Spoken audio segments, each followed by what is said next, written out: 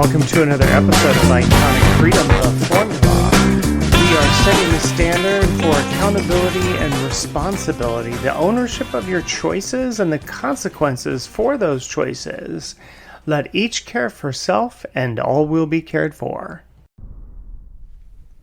The following is a conversation with Donald Trump on the Lex Friedman podcast. They're getting smaller and smaller. They're getting smaller. Right? I mean, people do respect you more when you have a big camera for some reason. No, it's cool. And about 20 guys that you pay a fortune to, right? All right. Okay. You said that you love winning, and you have won a lot in life, in real estate, in business, in TV, in politics. So let me start with a mindset, a psychology question. What drives you more, the love of winning or the hate of losing? Maybe equally, maybe both. I don't like losing, and I do like winning. I've never thought of it as to which is more of a driving force. You've been close with a lot of the greats in sport. I decided I wanted to do this kind of interview the interviewer type of thing. I did have people that have listened to this podcast, and they've listened to some of the other ones that I've done, and they had mentioned that they really do like it when I go through and kind of dissect some of these clips that you see or interviews that you hear. And to be honest, the more I thought about it, the more I thought, I really do enjoy that as well, and I should do more of it. So here we are.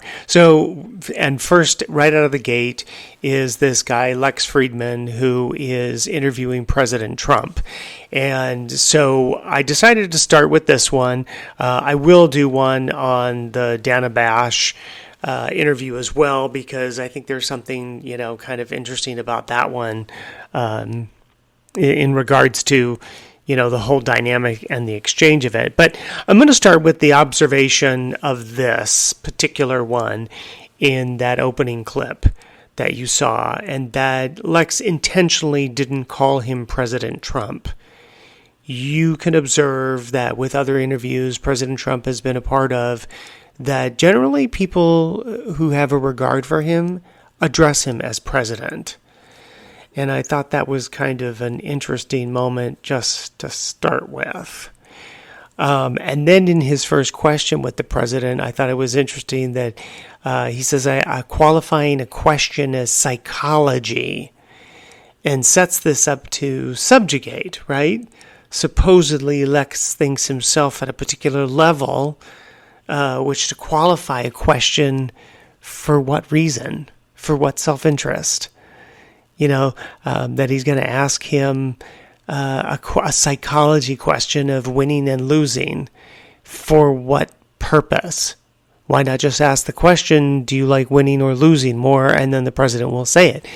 But he had to qualify it. So nothing comes out of anyone's mouth, right, that is not intentional. Whether they say it was intentional doesn't matter. It still came out of their mouth. Their organism is fermenting whatever that is.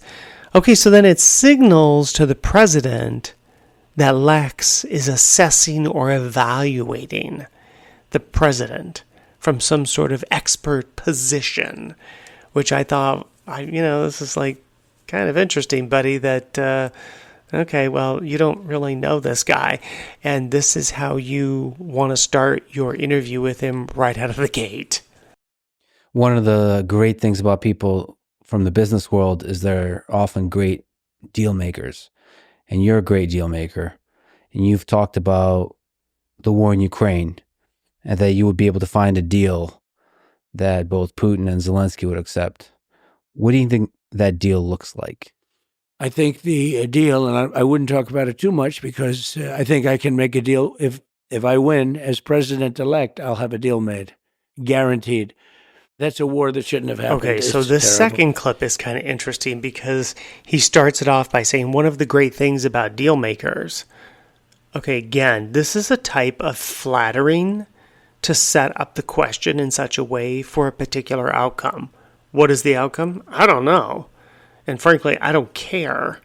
I'm mainly observing that what comes out of his mouth from his brain. And it's a means of flattery, and I would be very interested to know for what self-interest. And then he asks, what do you think that deal looks like? So it's interesting because that question speaks to us that Lex is uninformed about how foreign policy works, how business works, because you wouldn't ask someone to disclose something that their competition or adversary could use against them. And if he's not uninformed, then he's manipulative, hoping that the president will just slide into revealing his strategy. But this is a very kind of pedestrian way of approaching your interview, asking someone to reveal their strategy, especially for something like bringing a war to a conclusion. It's like, really? So maybe let's talk about what it takes to negotiate with somebody like Putin or Zelensky. Do you think Putin would be willing to give up any of the regions they already captured? I don't know. I can tell you that all of this would have never happened, and it would have been very easy because you don't have, like, that question wouldn't be asked. That's a tougher question. Once that starts happening, because he has taken over a lot of territory. Now, I guess they're insurgents now, too. It's a little bit interesting that's happening and that it can happen. And it's interesting that Putin has allowed that to happen. Look, that's one that should have never started. We have to get it stopped. Ukraine is being demolished. They're destroying a great culture that's largely destroyed. What do you think works better in those kinds of negotiations? Leverage of, let's say, friendship, the carrot or the stick? Friendship, or sort of the threat of using the economic and military power? So it depends on who the person is. Everyone's different. Negotiation's interesting because it depends on who the person is. And then you have to guess or know through certain knowledge which is, more important, the carrot or the stick. And with some people it's the stick, and with some people it's the carrot. I think that the stick probably is generally more successful in that, we're talking about war. If we can go back to China on negotiation, how do we avoid war with China in the 21st century? Well, there are ways. Now, here's the problem. If I tell you how, and I'd love to do it, but if I give you a plan, like I have a very exacting plan how to stop Ukraine and Russia, and I have a certain idea, maybe not a plan, but an idea for China, because we're in a lot of trouble. Okay, so then once again, Lex is following up here. So he continues with his sleight of hand in an attempt to get the president to expose or reveal his plans, or to try and get into the head of another person, let alone a leader of a nation with whom we're adversarial in our relationship. When Lex follows up with the carrot or the stick remark, he slips and catches himself. I don't know if you caught that. And then it's almost as though his organism will not snuff out the friendship word. And he almost feels obligated to say it, which is a signal of his filter, right? He's wanting everyone to get along, to have friendship, take care of your brethren, be kind. But this is image building vernacular, right? Insidiously, it makes an implied declaration that if the president was a good person, he would seek friendship or he would seek kindness. Again, manipulation of the conversation. The president masterfully, without insulting Lex, lets him know that there isn't one time or kind of approach or formula. However, the president is not going to provide detail and tip his hand to his enemy, which, again, that seems rather juvenile to be even asking the question. They'll be in a lot of trouble, too. But we're in a lot of trouble. But I can't give you those plans, because if I give you those plans, I'm not going to be able to use them. They'll be very unsuccessful. Part of it's surprise, right? Right. But they won't be able to help us much. So you have a plan of what to say to Putin Yeah, I know. when you take exactly. office. No, I had a very good relationship with him, and I had a good relationship with Zelensky too, but I had a very good relationship with Putin. Tough topic, but important. You said lost by a whisker. I'm an independent. I have a lot of friends who are independent, many of whom like your policies, like the fact that you're a deal maker, like the fact that you can end wars, but they are troubled by what happened in the 2020 election and statements about widespread fraud and this kind of stuff, fake electoral scheme. What can you say to those independent voters to help them decide who to vote for? I think the fraud was on the other side. I think the election was a fraud, and many people felt it was that, and they wanted answers. And when you can't challenge an election, you have to be able to challenge it. Otherwise, it's going to get worse, not better.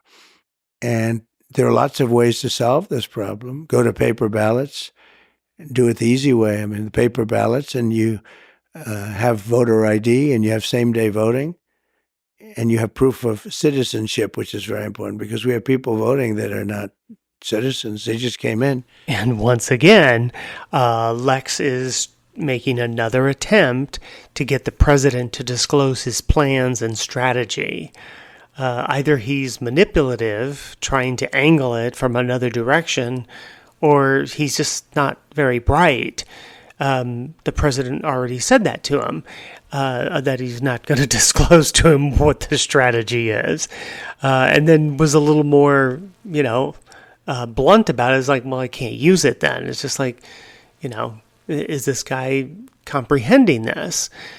When Lex mentions the tough topic, but important, again, the setup of the particular subject coming at the president. He's deciding that it's a tough topic.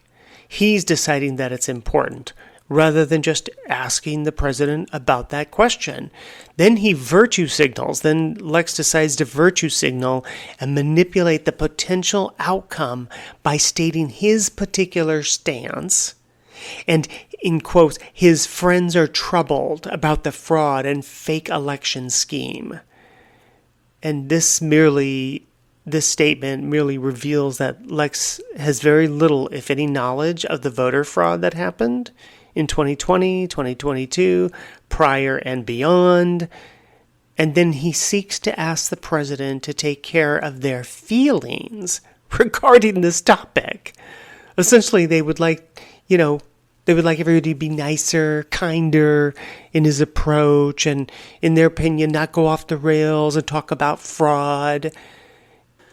Beautifully, once again, the president points out Lex's ignorance to the subject and the lack of understanding with regard to freedom of speech, even for an individual to challenge and decide anything. In this really beautiful speech that Christopher Hitchens did, almost 20 years ago, and I did a podcast on it last year, he made an amazing observation that I really have enjoyed, and it's regarding free speech. And he says that even if one person was in objection, that voice needs to be heard. So then I have to ask myself, and I hope you're asking yourself the same question, what is the self-interest of another person that seeks to silence the questioning of anything in this life?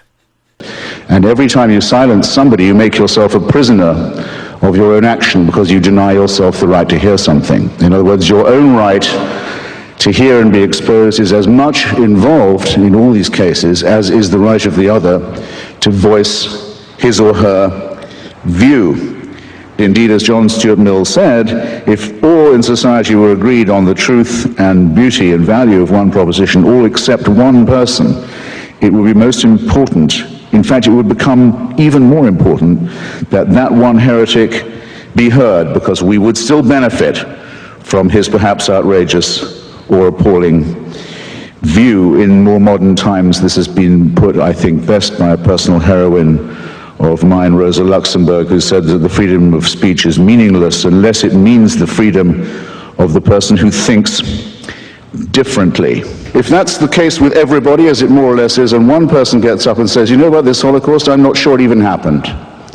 In fact, I'm pretty certain it didn't. Indeed, I begin to wonder if the only thing is that the Jews brought a little bit of violence on themselves. That person doesn't just have a right to speak. That person's right to speak must be given extra protection, because what he has to say must have taken him some effort to come up with, might contain a grain of historical truth, might in any case give people to think about why do they know what they already think they know. How do I know that I know this, except that I've always been taught this and never heard anything else? It's always worth establishing first principles. It's always worth saying, what would you do if you met a Flat Earth Society member? Come to think of it, how can I prove the Earth is round? Am I sure about the theory of evolution? I know it's supposed to be true.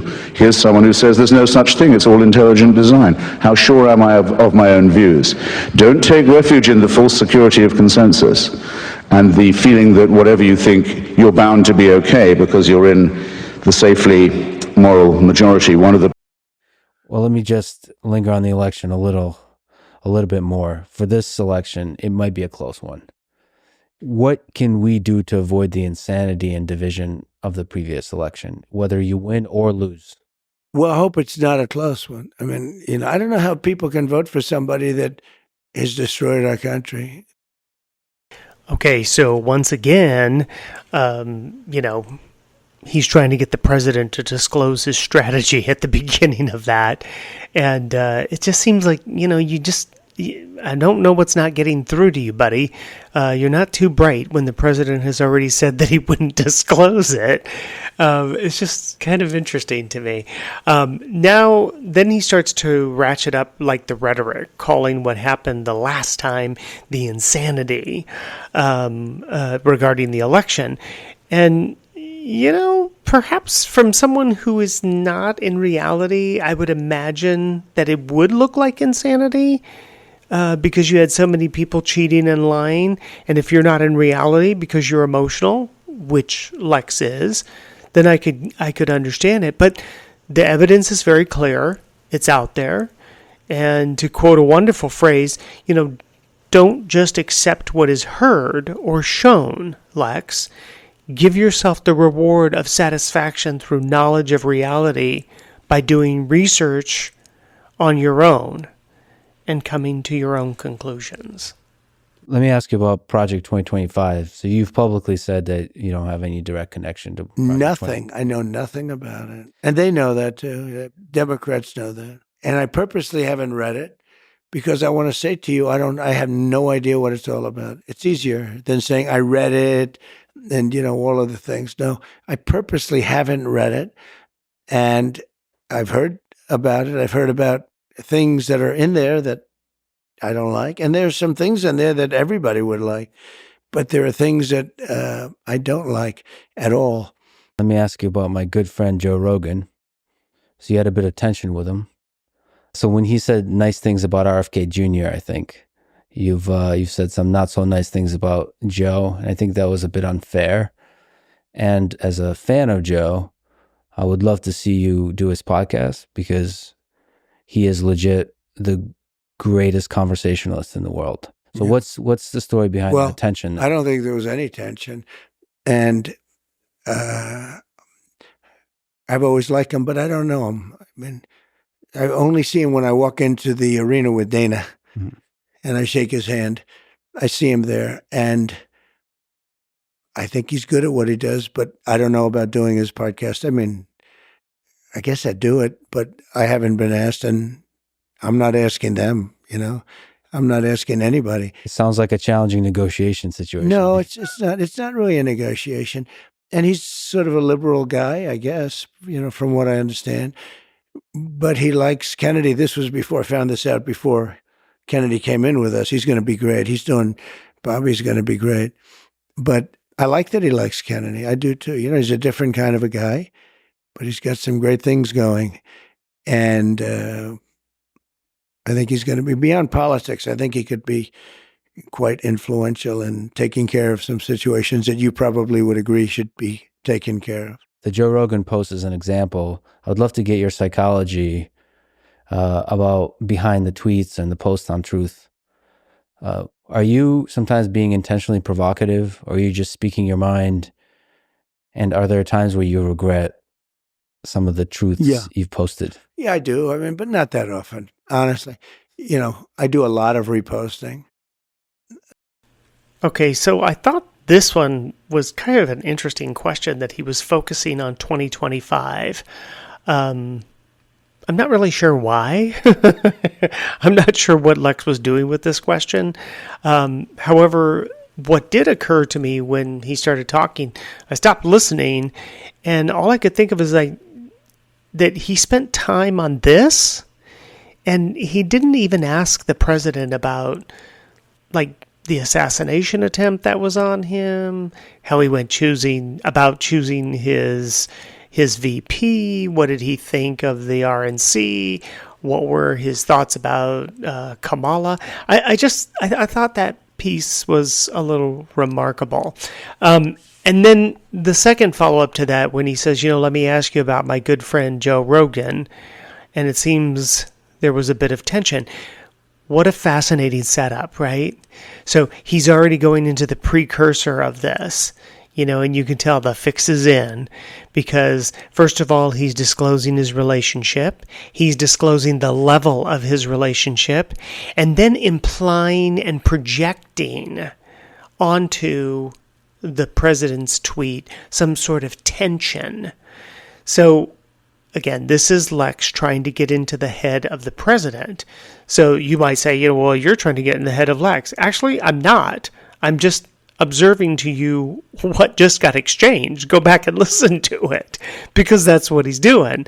And that's what a person is doing when they make those statements, when they start qualifying things, start laying a foundation before they bring the question out. You'll notice this is a pattern of his again and again. He wants to think himself an intellectual, Lex does, and above all that right and left crap with some sort of knowledge as to what is needed for peace in this world. And attacking the president, which is what I see this as, going after the president by some emotional response of, I think it was unfair. Okay, that is an emotional word. Let's just clarify right now. Let's get it out on the table. So saying something is unfair is emotionally driven as far as a response. There's no such thing as fair or unfair. People start saying something's fair or unfair, they are lacking accountability and responsibility. It's a very subjective term, and used in this manner to push at the president and attempt to admonish the president, as if President Trump needs Lex's guidance. This is not dissimilar to how Dr. Phil behaved back in June, if you recall that particular podcast as well. And then, as a fan of Joe, he is legit the greatest conversationalist in the world, which, of course, is a ridiculous statement. That is the sycophant that Lex is. I don't know if they've been on each other's show or not. I don't even remember. But it's just exposing Lex having very limited experience to life and the world in general. But I just thought it was interesting that once again he wants to try to get into the psychology of Trump. But he is ill-equipped to speak to such with any type of credential, and especially when he's so unaware of his own behavior, unaware of his own self-interest, unaware of his own motivations. If he were aware, then his questions and his approach would have been very, very different. From my personal opinion, I think you are at your best when you're talking about a positive vision of the future versus criticizing the other side. Yeah, I think you have to criticize, though. I think they're nasty. They came up with a story that I looked down and I called soldiers that died in World War I suckers and losers. Okay. Now, number one, who would say that? Number two, who would say it to military people? Nobody. It was a made-up story. It was just a made-up story. And They like to repeat it over again. They know it was made up. I have 26 witnesses that nothing was said. They don't want to hear about that. Pretty interesting that Lex starts off right away by saying, "Oh, my personal opinion." It's like, well, at least you own that. And then he starts to go down this road. Again, that kind of stuff. He goes down this road of virtue signaling, building his image from statements and questions in an attempt to manipulate the conversation and imply something to the president about his own behavior and how it ought to be modified, which I thought was kind of interesting. But on the previous thing, in the spirit of unity, you used to be a Democrat. Yeah. Setting the politicians aside, what do you respect most about people who lean left, who are Democrats themselves or of that persuasion, progressives, liberals, and so on? Well, look, I respect the fact that everybody's in there. And, to a certain extent, life is what you do while you're waiting to die. So you might as well do a good job. So right off the bat, he starts with, in the spirit of unity, which we know what that is. It's like another manipulation, image building, be kind to your friend, all that kind of garbage.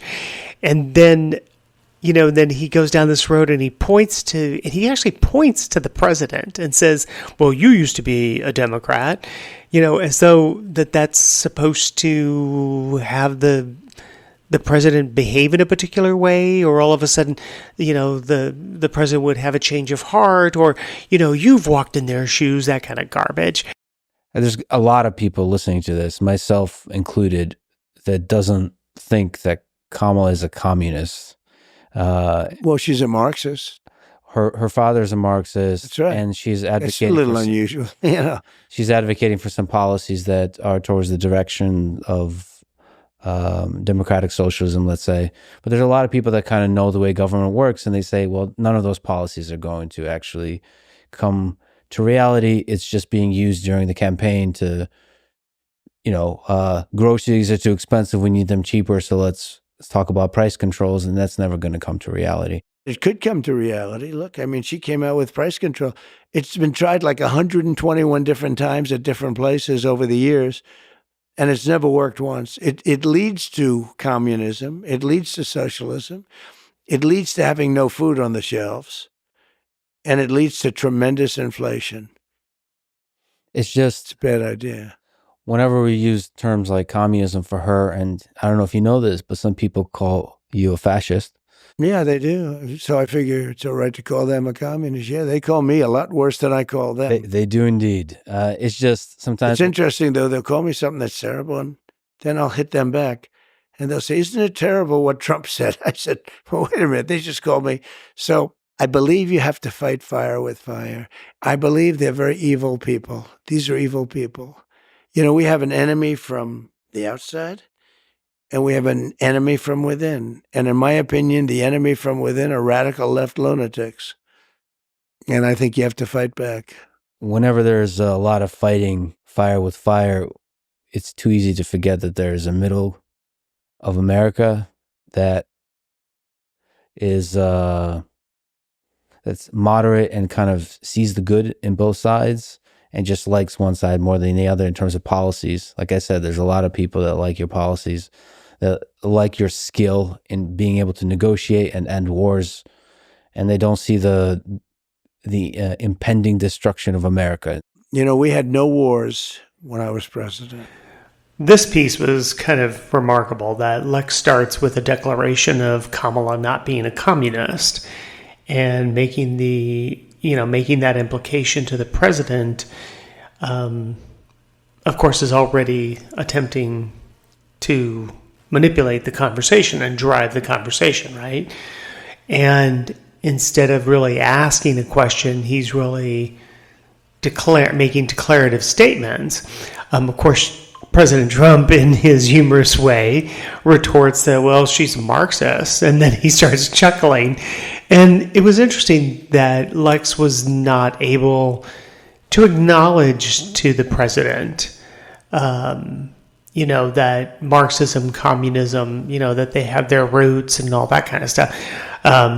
But instead, he wanted to go off on some other tangent, which, that's fine, But it was fun, though, when the president came back and decided to educate Lex on what communism and Marxism can create. What gives you strength when you're getting attacked? You're one of the most attacked people in the world. I think you can't care that much. I know people that care so much about everything, like what people are saying. You can't care too much because you end up choking. Well, Mr. President, thank you for putting yourself out there, and thank you for talking today. Look, I love the country. I want to see the country be great, and we have a real chance of doing it, but it's our last chance, and I appreciate it very much. Thank you. Thank you. Thanks for listening to this conversation with Donald Trump. To support this podcast, please check out our sponsors in the description. President Trump makes a really great point to Lex regarding how the opposition responds to him. And he did it immediately and even cut Lex off in that conversation by letting him know that this is the way the other side, behaves towards me. And, you got to fight fire with fire. Of course, then right away, Lex wants to follow up with his kumbaya moment, speaking in third person sometimes to include himself, and then attempting to credential his statements. He sees the good in both sides, which I just thought, okay, that's fine. It's an interesting turn of phrase.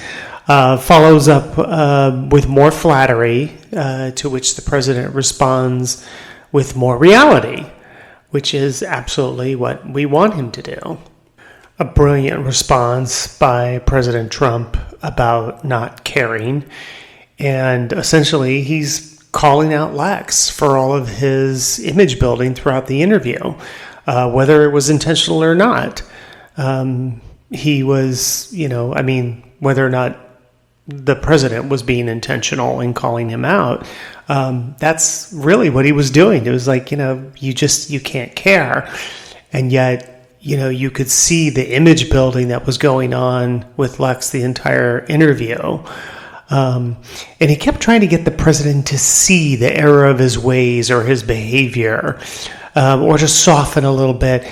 And essentially, Lex is doing exactly what the media does in trying to manipulate people's behavior, to be honest. And finally, I thought it was interesting. Lex closes with complete disregard for the president by not addressing him as the president. Thank you for joining my interview with Donald Trump. I just thought it was interesting. Okay, so in wrapping this up, Lex finishes off his podcast. He has some other, if you watch this, which I encourage you to do, to see it, it's in its entirety. You'll see that at the end, he starts speaking to his listeners, and he starts to talk about his anxiety, which I thought was an interesting thing. And maybe he's just unaware that anxiety is nothing more than having a life of disorder. So put your life in order. He also started to speak about his own shortcomings. And again, this is a very manipulative approach to a person's audience. You don't need to talk about your own shortcomings, trying to be self-deprecating in hopes that people will emotionally forgive something. Excuse something? I'm really not sure what that's about. So I'm asking myself, what is the purpose of such a declaration? And what are you trying to elicit from others with that statement? Someone's story is used to manipulate emotionally from others, right? We've talked about this. He speaks of being a good person, yet doesn't define how one endeavors that goal. We talk about it weekly on this podcast, right? We set a standard for yourself, myself, to live by, and we're utilizing our own internal authority, and we're letting it guide us by developing responsibility of our choices, and we're having accountability of consequences for those choices. What does it do? It eliminates blame and the self-inflicted victimization. Many people like Lex will get caught up in image building, which, again, it's a theme throughout this entire interview that he does, And then I do love the fact that President Trump just wraps it up and ties it with a bow at the end. I thought that was really good. And again, I don't know if it was intentional or not, but boy, it was really good. And in their own minds, people that are image building, they concern themselves with what others think. And not unlike, the regard for people lobbing criticism and name calling at the president. He manages it simply by not caring. He stays focused on his standards. And that's something I think is pretty remarkable, especially in his position. Finally, I would observe, if you listen to this podcast, all the truly important questions he could have asked. He could have gone down further the road that Sean Ryan did, by asking, have there been any lies that they accuse you of, Mr. President? Could you speak to the reality of any of them and debunk them? Anything that comes to mind and your response. He had the attention of the President of the United States. I mean, historically, one of the most successful presidents in modern history. And he wanted to focus on marijuana and his friend Joe Rogan and how President Trump was unfair to him in a tweet. I thought the moment about the tweet was just so indicative of how the opposition just loses their minds. And this is how you know when people are being emotional, right? And we know what emotions are. They're toxic to the body, right? They pollute the brain and you don't have any comprehension. And what's amazing is that he makes a comment about this tweet, and he's like all those other people out there that it's just like, oh, I'm hurt because of a mean tweet. It's like, oh my gosh, I can't even believe this guy is talking to the president. It was just so interesting. I just thought that piece of it was, I don't know. It was just insane to me. I thought it was insane. It's like, why would you go down that road? But so be it, as you wish. My conclusion is that Lex, a lot about image building, arrogance, social climbing, self-righteousness. He had no reverence for the president. If you go back and watch Sean Ryan or Aiden Ross or any of the others who show regard for the president, and this guy comes at it like he's above it all. And that will do it for another week. Hit that like button if you would. Share it with your family and friends. You never know how it might support them in their journey to reality. There are links below to all the fun stuff to follow and buy. We will get together again next week. And remember, let each care for self, and all will be cared for.